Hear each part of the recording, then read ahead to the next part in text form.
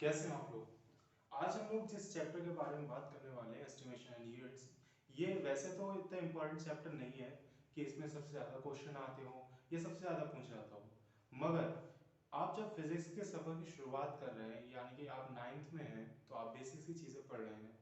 Unit and measurement एक important chapter इसलिए है क्योंकि इसके जो भी इसमें चीज़ें यूज़ होने वाली हैं, जैसे इसके डायमेंशंस हैं, 10 टू द पावर है, और भी बहुत सी चीज़ें हैं जो मैं आगे बताऊंगा, वो कहीं ना कहीं फिजिक्स में आगे आपको यूज़ आएंगी।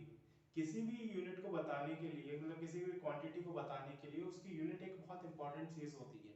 उन यूनिट्स का इंटर कन्वर्जन भी एक इम्पॉर्टेंट होता है, क्योंकि कई बार अगर मान लो, जैसे कि आगे चल के आप पढ़ोगे कि प्रेशर की यूनिट पास्कल होती है। अब पास्कल को आप दूसरे भी यूनिट्स में डिफाइन करते हैं, जैसे कि बार है या न्यूटन पर मीटर स्क्वायर है, और भी कई सारी यूनिट्स हैं, एटीएम है। ठीक है, तो इनका इंटर कन्वर्जन रहा, ये किलोग्राम रहा। अगर मास की बात करूं तो उसमें किलोग्राम रहा, ग्राम रहा, क्विंटल रहा और पाउंड रहा। तो इनका इंटर कन्वर्जन एक इंपॉर्टेंट चीज रहता है। क्यों? क्योंकि अगर मैं बात करूं कि अगर आपको कोई भी न्यूमेरिकल वैल्यू है, ठीक है, उसमें फॉर्मूला पुट करना है, तो उसमें कोई भी क्वांटिटी है, एक आपको एक फिक्स्ड यूनिट में दी जाएगी। ठीक है, बट अगर आपको उसका इंटर कन्वर्जन ही नहीं आया आगे चल करके, तो आप फंस जाओगे, तो आपका आंसर नहीं आएगा और आप गलत कर दोगे। ठीक है, तो इसीलिए ये इंपॉर्टेंट चैप्टर है। दूसरी बात है, ऐसा साइंटिफिक कॉनोटेशंस में कई बार ऐसा हम लोग यूज करते हैं कि कभी कभी बहुत बड़ी बड़ी वैल्यूज आती हैं और कभी कभी बहुत छोटी छोटी वैल्यूज आती हैं। उन बड़ी वैल्यूज को लिखने में बहुत टाइम लगता है, तो टाइम को सेव करने के लिए हमें साइंटिफिक नोटेशंस वगैरह इन सब चीज़ों का बहुत यूज करना पड़ता है। ठीक है, तो वैसे इसका कुछ ज़्यादा इतना इंपॉर्टेंस नहीं है कि इसके क्वेश्चन बहुत ज़्यादा आते हैं, ऐसा नहीं है। हाँ, मगर इसका जो टूल्स हैं, इसकी जो ट्रिक्स है, इसको यूज़ करने का तरीका है, फिजिक्स में आगे चल के इसका बहुत इस्तेमाल होगा। अभी तो ये बेस बन रहा है, इस बेस के बाद आगे और भी चीज़ें ऐड ऑन होंगी।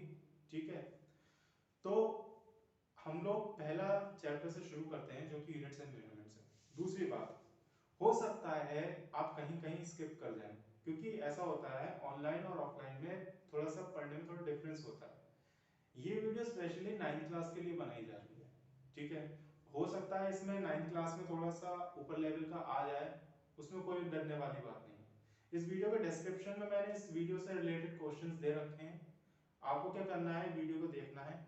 वीडियो को देखने के दौरान ही आपको सारे नोट्स बनाने हैं। ठीक है, वीडियो जब खत्म हो जाए उसके बाद जो डिस्क्रिप्शन में पीडीएफ दे रखी है उसे डाउनलोड करना है, उसमें क्वेश्चंस लगाने हैं।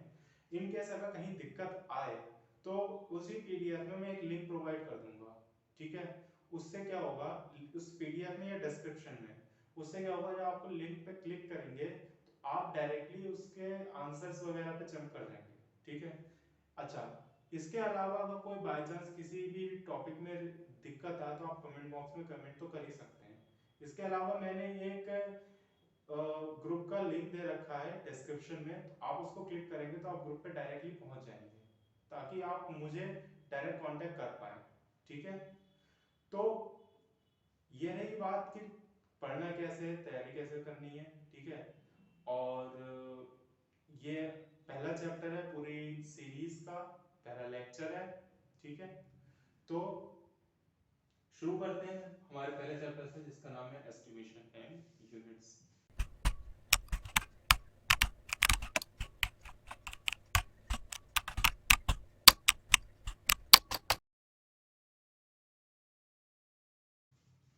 इसमें पहला टॉपिक आता है estimation by orders of unit.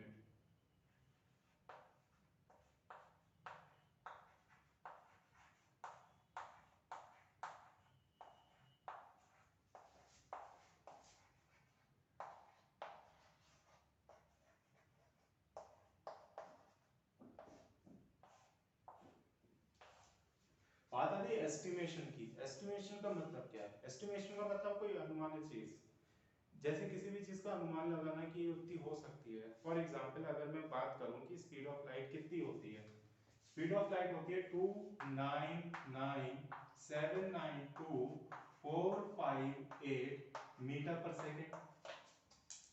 अब मैं आगे इस वैल्यू को ऐसे यूज तो कर नहीं सकता क्योंकि न्यूमेरिकल वैल्यूज में मुझे इतनी बड़ी वैल्यू लिखूंगा तो मेरा बहुत वक्त इस्तेमाल हो जाएगा।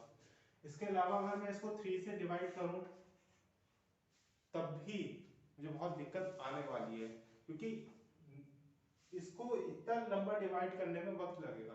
तो हम क्या करते हैं, हम इस तरह की वैल्यूज की छोटी वैल्यू निकाल लेते हैं जिससे हमें कैलकुलेशन में आसानी हो।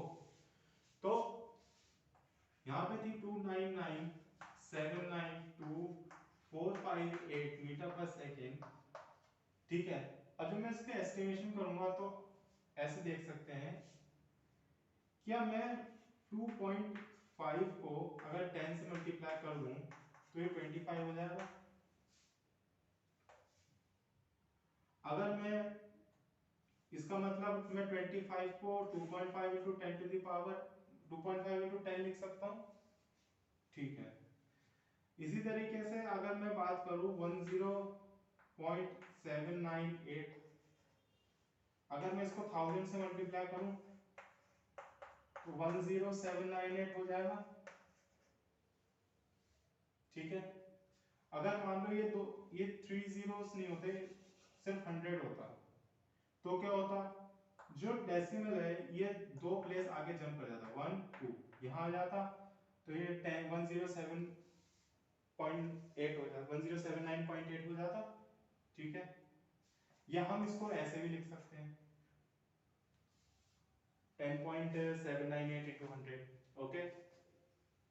कहने का मतलब क्या है, कहने का मतलब ये है कि अगर मैं यहाँ पे डेसिमल होगा यहाँ कहीं, इसको मैं जंप कराता हूँ 1 2 3 4 5 6 7 8, तो मैंने 8 बार जंप कराया,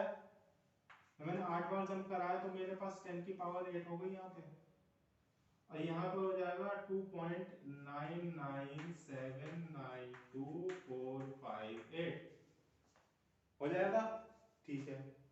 जब ये हो जाएगा, चलो मैं इसको राउंड ऑफ कर सकता हूँ।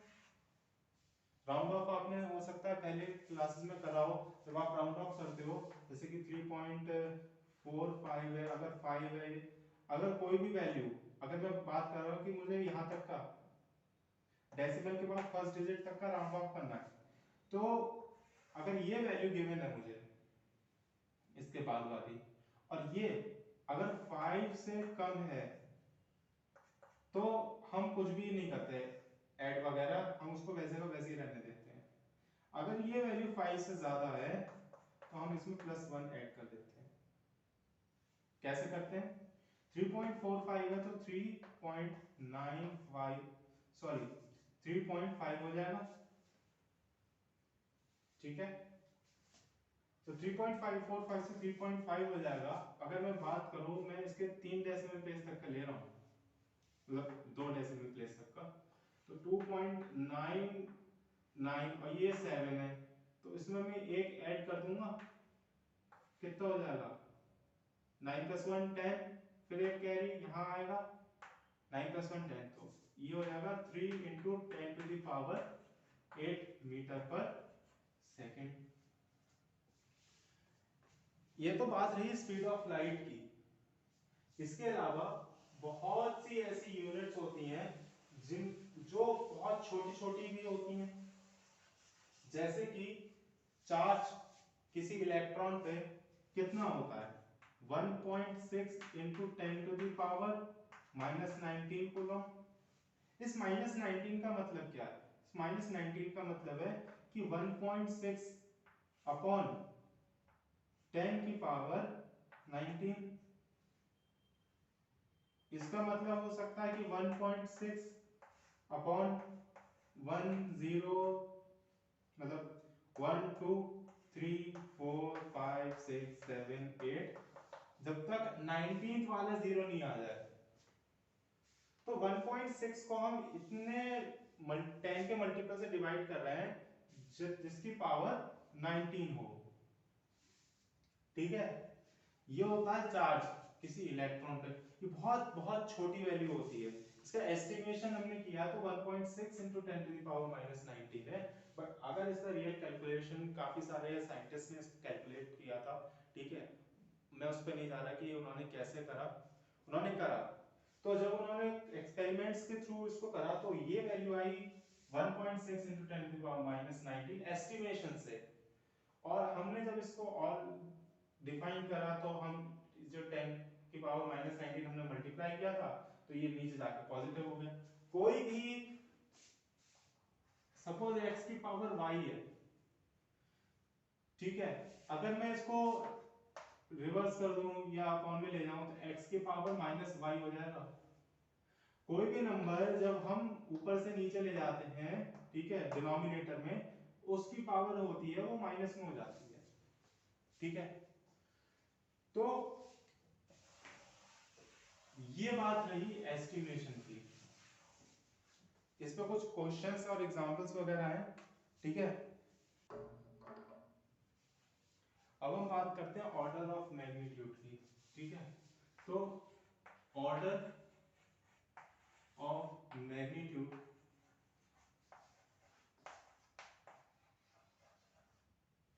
ऑर्डर ऑफ मैग्नीट्यूड का मतलब है कोई भी हमें वैल्यू दे रखी है तो उसकी हाईएस्ट पावर 10 के रिस्पेक्ट में कितनी हो सकती है, मतलब अगर हम उसको राउंड ऑफ करें तो 10 टू द पावर कितनी हाईएस्ट वैल्यू जा सकती है, ठीक है। जैसे कि हमें सपोज जनरल एक फॉर्म दे रखी है m into 10 to the power n, तो इस जनरल फॉर्म में क्या है, अगर कोई भी ऐसी वैल्यू ले लेते हैं जैसे स्पीड ऑफ लाइट अभी मैंने बताया था 3 into 10 to the power 8, ठीक है। तो 3 into 10 की पावर 8 एक नंबर है जो एक वैल्यू दे रखी है हमें स्पीड ऑफ लाइट की, ठीक है। इसमें मैं देखूं कि ऑर्डर ऑफ मैग्नीट्यूड इसमें क्या है, हाईएस्ट पावर, अब ये तो 5, ये जो वैल्यू है ये 5 से छोटी है, ठीक है। इसके अलावा भी अगर मैं इसको राउंड ऑफ वगैरह करूं तो ये 10 के पास नहीं पहुंच सकती, तो ये 10 टू द पावर 8 है, ठीक है। तो इसकी order of magnitude n is equals to 8 हो जाएगा, मगर ये चीज फेल तब हो जाती है जब m की वैल्यू रफली 3 मतलब 3.2 से बड़ी हो जाए। अब आप कहोगे यार ये कैसे पॉसिबल है, मैं बताता हूं। जब m की वैल्यू 3.2 से बड़ी हो जाती है तो ये वैल्यू रफली 10 की पावर 1/2 और √10 के बराबर हो जाती है, क्योंकि 3 into 3 9 होता है, मगर 3.2 into 3.2 करोगे उसकी हायर वैल्यू थोड़ी सी भी हायर वैल्यू है तो 10 की पावर 1/2 या √10 के बराबर हो जाएगी। अगर मैं इसको राउंड ऑफ करूं तो ये वैल्यू 10 की पावर 1 के आसपास आती है, और यही जब 10 की पावर 1 के आसपास आएगी और ये किसी ऐसे नंबर में ऐड हो जाए, मतलब मल्टीप्लाई हो जाए जिसकी ऑलरेडी 10 की पावर n थी, तो हमें ऑर्डर ऑफ मैग्नीट्यूड OM हमें मिलता है n+1। एक इंपॉर्टेंट चीज है ये। अगर हमें कोई वैल्यू ऐसी दे रखी है जिसकी वैल्यू मतलब m की वैल्यू ये जो मल्टीप्लाई हुआ है यूनिवर्सल वैल्यू ये हमें 3.2 से कम थी हमारे पास, तो n इज इक्वल्स टू 8 वगैरह जो भी हमें 10 की पावर में दे रखा था n के बराबर हो जाएगा। बट इन केस अगर n की वैल्यू 3.2 से ज्यादा हो जाए उस केस में 10 टू द पावर 1/2 हो जाएगा जिसको √10 लिखते हैं, इसकी रफ वैल्यू आती है 10 की पावर 1 और यही वैल्यू ऐड हो जाती है n+1 में। तो ऑर्डर ऑफ मैग्नीट्यूड किसी भी नंबर का n के बराबर हो सकता है जब वैल्यू 3.2 से कम हो, और n+1 हो सकता है जब वैल्यू 3.2 से ज्यादा हो। कुछ एग्जांपल्स है, ट्राई करके देखो, ठीक है।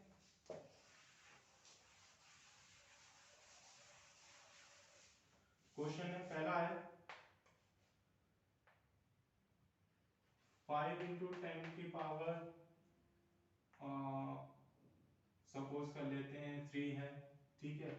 दूसरा क्वेश्चन है 1 into 10 की पावर 8 है, ठीक है। थर्ड क्वेश्चन है 2.98 into 10 की पावर -4 हो जाए, ठीक है। फोर्थ क्वेश्चन है 3.4 इंटू 10 की पावर -5 हो जाए, ठीक है। फिफ्थ क्वेश्चन है, फिफ्थ क्वेश्चन माइनस का 4.8 इंटू 10 की पावर 9 हो जाए, या -9 कर लो। तो वीडियो को पॉज करो, एक बार इन क्वेश्चंस को सॉल्व करने की कोशिश करो, ठीक है।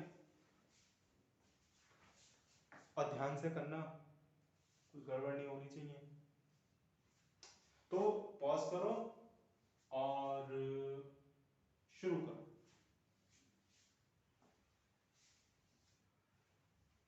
आई होप हो गए होंगे। तो 5 इंटू 10 की पावर 3 को कैसे लिख सकते हो? 3.2 से ज्यादा है, 3.2 से ज्यादा होगा तो हम इसकी वैल्यू 1 लिख सकते हैं लगभग, इंटू 10 की पावर 3, 10 की पावर 4 हो जाएगा। Order of magnitude n is equal to 4 हो गया, ठीक है। ये वैल्यू 3.2 से छोटी है तो रफली 10 की पावर 8 हो जाएगा, और n की वैल्यू 8 हो जाएगी। ये वैल्यू 3.2 से छोटी है तो ये 10 की पावर -4 हो जाएगा, और रफली ये value n is equal to -4 हो जाएगी। ये वैल्यू 3.2 से ज्यादा है ज्यादा, तो मैं इसको कर दूंगा 3 रफली 10 की पावर 1 इंटू 10 की पावर -5, ठीक है। और 1 -5 कितना हो जाएगा? 1 -5 -4, ठीक है। कोई बच्चों को दिक्कत होती है, वो भी कंफ्यूज हो जाते हैं। तो ये वैल्यू 1 -5 -4 हो गई 10 की पावर में, और 4.8 इंटू 10 की पावर -9। इसको कैसे करना है? अगर इसको किसी बच्चे ने कर लिया हो तो बहुत अच्छी बात है, अगर नहीं कर पाया है तो मैं बता दे रहा हूँ, ठीक। तो ये वैल्यू 3.2 से ज्यादा है, माइनस का 10 की पावर 10 की पावर माइनस क्यों 1 हो जाएगा ना, -1 क्यों होगा, into 10 to the power -9, okay. ये वैल्यू हो जाएगी लगभग माइनस का 10 टू दी पावर -8, 1 -9 -8, 1 -9 -8। अगर दिक्कत आ रही हो तो 1 -9 को ऐसे लिख लिया करो, ब्रैकेट लगाओ, ये माइनस बाहर, ये प्लस और ये माइनस। फिर से देख लो, अगर 1 -9 को करने में दिक्कत आ रही है तो 1 -9 ऐसे लिखा, ब्रैकेट लगाया, माइनस बाहर, जो वैल्यू अंदर पॉजिटिव थी उसको माइनस कर दिया, जो माइनस थी उसको पॉजिटिव कर दिया। अब तो कर सकते हो, 9 -1 कितना 8, और माइनस बाहर है, ब्रैकेट के अंदर 8 है, -8 हो जाएगा। तो ऐसे कर सकते हो। इसका ऑर्डर ऑफ मैग्नीट्यूड कितना है बच्चों? n is equal to -8। तो ऑर्डर ऑफ मैग्नीट्यूड किसी भी क्वांटिटी का कैसे निकाला जाता है आप लोगों ने देखा, ठीक है। अब हम लोग आगे डिस्कस करने वाले हैं, अच्छा एक इंपॉर्टेंट चीज, इसकी एक डेफिनेशन है, the order of magnitude of a physical quantity is its magnitude in power of 10 when that physical quantity is expressed in powers of 10 with one digit to the left of the decimal। कहने का मतलब है जो order of magnitude होता है किसी भी physical quantity का, वो एक मैग्नीट्यूड होता है पावर का, किसकी? 10 का, उस फिजिकल क्वांटिटी के रिस्पेक्ट में, जब हम उसको पावर के फॉर्म में या वन डिजिट के फॉर्म में एक्सप्रेस करते हैं। ऑर्डर ऑफ मैग्नीट्यूड उस 10 की पावर होती है जब हम किसी नंबर को 1 मतलब उस 10 के रिस्पेक्ट में कन्वर्ट करते हैं या उसको सिंपलेस्ट फॉर्म में कन्वर्ट करते हैं वगैरह वगैरह। तो उतना कॉम्प्लेक्सिटी मत जाना, मैंने जो बताया है, अगर ये वैल्यू 3.2 से छोटी है तो 10 में जो 10 की पावर है उसमें 3 प्लस मतलब जो भी है उसमें एक ऐड कर दोगे। ये वैल्यू अगर 3 से बड़ी है, मैं शायद गलत बोल गया, हाँ, ये वैल्यू 3.2 से छोटी है तो जो 10 की पावर होगी उसे वैसे ही रहने देंगे, ठीक है। अगर ये वैल्यू 10 3.2 से बड़ी है तो जो 10 की पावर है इसमें आप एक ऐड कर देंगे, +1 कर देंगे, ठीक है। तो यहाँ पे वैल्यू बड़ी थी हमने +1 कर दिया, यहाँ पे वैल्यू छोटी थी हमने नहीं करा, यहाँ पे वैल्यू छोटी थी हमने नहीं करा, यहाँ पे बड़ी थी हमने कर दी, ठीक है। चलो अब बात करते हैं need for unit of measurement. Unit measurement, किसी चीज को मेजर करने के लिए, किसी चीज को नापने के लिए यूनिट की जरूरत क्यों पड़ी। मतलब यूनिट का मतलब है कि जैसे उसकी जो छोटे से छोटी क्वांटिटी होती है किसी भी चीज की नापने के लिए, जैसे कि घर में दूध आता होगा, मिल्कमैन दूध देते जाएगा दूध, तो उसको किसी चीज से नापता होगा, उसके पास एक लीटर होता है नापने के लिए, ऐसा मग की तरह वो दिखता है तो वो लीटर होता है, तो उसके पास वो 0.5 लीटर्स का भी हो सकता है। मम्मी लोग कहते होंगे बेटा जा करके 1 किलो दूध ले आओ, तो वो क्या है, वो एक मतलब नापने की क्वांटिटी है। तो किसी भी चीज को अगर हमें डिफाइन करना है, क्योंकि ऐसा नहीं हम तो बहुत ज्यादा ही दे दें, ठीक है। अगर मुझे पानी पीना पड़ जाए तो बॉटल में लगभग 1 लीटर पानी आता है, कुछ भी ऐसी ऐसी चीज है। अगर आप मिठाई वाले से, भाई कोई भी मिठाई पसंद है, सपोज करो सोन पापड़ी या रसगुल्ला गुलाब जामुन लेने गए, पापा ने आपको 60 रुपए दे के भेजा, 60 रुपीज, ठीक है। वो 60 रुपीज आपने मिठाई वाले को दिए, ठीक है। तो अब हो सकता है कि मिठाई 180 180 की 1 kg हो, ठीक है।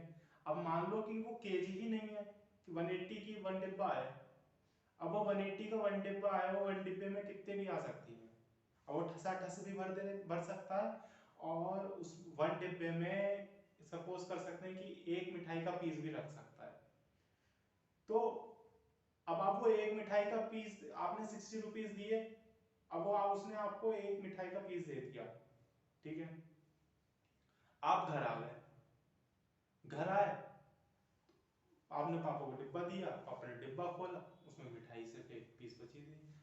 आपको और सुननी पड़ गई, क्यों, ये पापा सोच रहे मिठाई इसी ने खाई होगी, पापा मैंने नहीं खाई कसम से। तो ऐसा नहीं होना चाहिए। तो ये एक एग्जांपल है, इसको बचने के लिए एक हमें किसी भी चीज की यूनिट बताना बहुत इंपॉर्टेंट है। तो नीड क्या थी, जरूरत क्या थी, जैसे कि ब्लैक बोर्ड है, ये ब्लैक बोर्ड अगर मैं बात करूं आज एक, चलो एक नई यूनिट डिस्कवर करते हैं अपनी खुद की, इस कमरे में अपनी खुद की एक नई यूनिट इजाद करते हैं आज, ठीक है। तो मान लो ये ब्लैक बोर्ड है, इस ब्लैक बोर्ड की लेंथ कितनी है, मेरे पास कुछ नहीं है, मैं भूल चुका हूँ, मुझे नहीं पता कि भाई मीटर नाम की भी कोई चीज होती है, मुझे नहीं पता सेंटीमीटर इंच फीट वगैरह जो भी इस दुनिया में कोई भी यूनिट एग्जिस्ट करती है किसी चीज को नापने के लिए, मुझे नहीं पता। तो अब मुझे जरूरत पड़ी कि मैं इस ब्लैक बोर्ड की लंबाई कैसे नापूंगा। मैंने क्या करा, अपना डस्टर लिया और इस डस्टर को मैंने एक एंड पे रखा और मैंने नापना शुरू करा। तो एक यहां पे आया 1 2 3 4 5 6 7 और 8। तो मेरा ये ब्लैक बोर्ड है, इसकी लेंथ 8 डस्टर के बराबर हो गई,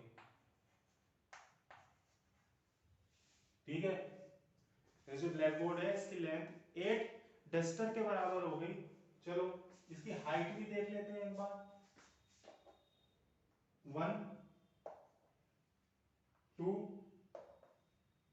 3 4 5 और रफली रफली 6 के बराबर है, तो इसकी जो ब्रेथ है वो 6 डस्टर के बराबर हो गई। ठीक, अब मुझे इसका एरिया निकालना है। मान लो ये जो ब्लैक बोर्ड है जो रेक्टेंगुलर है, किसी को देखो भाई, किसी को कोन या समोसे जैसा दिख रहा है, बेटा पहले समोसे खा करके आओ, ठीक है, क्योंकि ब्लैक बोर्ड मेरा वाला, किसी और को पता नहीं, बट मेरा वाला रेक्टेंगुलर है। तो रेक्टेंगल का एरिया कैसे निकलता है? Area of rectangle is equals to length into breadth. ठीक है, तो लेंथ कितनी है 8, ब्रेथ कितनी है 6, 6 8 जा कितना होता है 50, 6 8 जा कितना होता है बताना, कमेंट बॉक्स में कमेंट कर देना बच्चों, भर जाना चाहिए। तो 6 8 जा कितना होता है? तो हमें तो आज तक पता था 48 ही होता है, बाकी न्यूटन दादा ने बदल दिया, हमें नहीं पता। तो 6 8 जा 48, तो 48 डस्टर स्क्वायर। अब ये स्क्वायर कैसे आया भाई? इसकी यूनिट भी डस्टर थी, इसकी यूनिट भी डस्टर थी, डस्टर इनटू डस्टर स्क्वायर हो गया। जैसे कि 2 इनटू 2 कितना होता है 4 होता है, तो 2 की पावर 2 भी तो लिख सकते हैं इसको। तो ये आगे हमने एक अपने कमरे में एक नई यूनिट को जन्म दिया जिसका नाम है duster. New unit, new unit duster.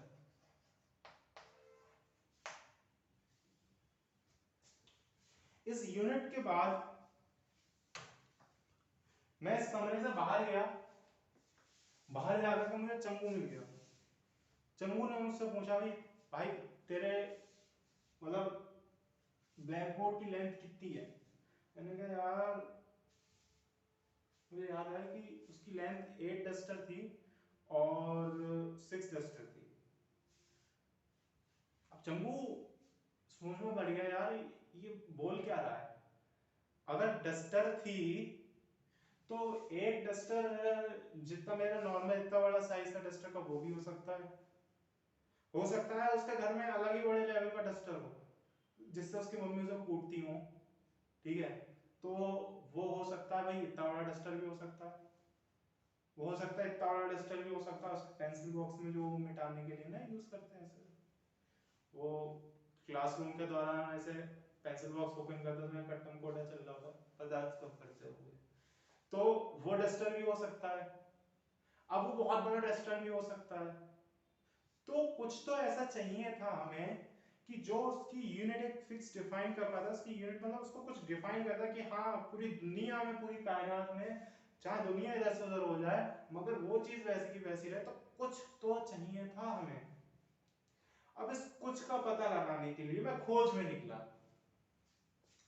जब मैं खोज में निकला तो मुझे एक जगह जाकर पता चला, कोई कंस्ट्रक्शन वगैरह नहीं चल रहा है कहीं भी, ये टेलर वगैरह जो भी काम करते हैं, तो मुझे पता चला कि हाँ, उन्होंने मुझे एक इंची टेप दिखाया, उस इंची टेप में कई सारे यूनिट्स लिखे हुए थे, उस इंची टेप में मीटर भी था, सेंटीमीटर भी था और इंच भी था, ठीक है। तो जब मैंने उनसे बात करी तो उन्होंने मुझे बताया कि देखो बेटा, इस दुनिया में किसी भी चीज की लेंथ नापने के लिए ऑलरेडी एक यूनिट है, तो तुम ऐसा कुछ भी नहीं कर सकते, ठीक है। तो उन्होंने जब मुझे बताया कि 1 मीटर सपोज, मतलब 1 मीटर जो उन्होंने इंची टेप देखा तो 1 मीटर मैंने देखा, तो 1 मीटर मेरे करीब यहाँ तक आया, मतलब इस फिंगर टिप से यहाँ इस कंधे तक, ये 1 मीटर आया, ठीक है। अब ऐसा रफली नहीं कि हर, क्योंकि ऐसा भी हो सकता है हर व्यक्ति का कंधा ज्यादा बड़ा हो या हाथ ज्यादा बड़ा हो, तो ऐसा कुछ नहीं कह सकते। तो उन्होंने कहा कि देखो ऑलरेडी एक यूनिट है जिसको हम कहते हैं 1 मीटर लेंथ नापने के लिए। मुझे तो लगा ठीक है, मगर जब मैंने, अब मुझे समझ में नहीं आ रहा कि आखिर अब मैं करूं तो करूं क्या, कि मैंने अपने ब्लैक बोर्ड की लेंथ नापी थी डस्टर में और ब्रेथ नापी, ब्रेथ भी नापी थी डस्टर में, तो मैंने एक काम करा, मैं उनका इंची टेप लेकर के आया 1 मीटर वाला, और उस 1 मीटर के इंची टेप को मैंने एक्सटेंड किया। एक्सटेंड करने के बाद एक पॉइंट पे जब मैंने रखा डस्टर अपना, और एक पॉइंट से शुरू करते हुए 1 2 3 4 करते हुए देखा कि एंड पॉइंट तक आते हुए मेरा डस्टर कितनी बार रिपीट हुआ। तो जब मैंने वो चीज करी तो मुझे पता चला कि मेरा जो डस्टर है 1 मीटर लेंथ में करीब 7 डस्टर आया। ठीक है, तो 1 मीटर लेंथ में 7 डस्टर आया, या फिर 8 डस्टर आया। 1 मीटर में 8 डस्टर आया। इसका मतलब एक डस्टर की वैल्यू कितनी होगी? 1/8 मीटर। ठीक है, तो 1 डस्टर की वैल्यू 1/8 मीटर होगी।